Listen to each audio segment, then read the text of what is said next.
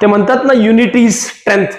State bank of इंडियाने एक नवीन clause आणला होता सर्कल बेस ऑफिसरसाठी की 9.5 लाखांचं कमीत कमी इन्कम असावं प्रायव्हेट बँक एम्प्लॉईसाठी.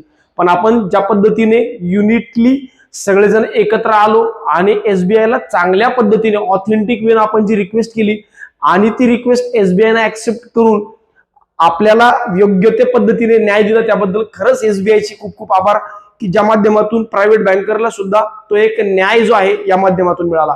आता यानंतरही प्रत्येक गोष्ट जी असेल, जसं की एसबीआय सारखं कुठलाही क्लॉज जो आपल्याला अन्यायकारक वाटतोय, तर या प्रत्येक गोष्टीनंतर आपण योग्य पद्धतीने सर्वांनी एकत्र येऊन या प्रत्येक गोष्टींसाठी लढलं पाहिजे, असंच माझं नेहमी म्हणणं असतं. कारण आपण नेहमी म्हणतो ना की अन्याय करणाऱ्यापेक्षा अन्याय सहन करणारा जो आहे हा मोठा गुन्हेगार असतो. सो एनिवेज आपल्याला आता एक यश मिळालंय, हे आपलं पहिलं यश आहे. या माध्यमातून मी म्हणेल याही पूर्वी अशा काही गोष्टी झालेल्या आहेत, नाही असं नाही, पण स्टील काही वर्षानंतर, खूप काही वर्षानंतर हे पहिलं यश जे हे आपल्याला मिळालंय. आता याला सेलिब्रेट न करता आता आपलं योग्य काम आहे की पुढे अभ्यासाला लागावं, पुढे प्रिपरेशनला लागावं.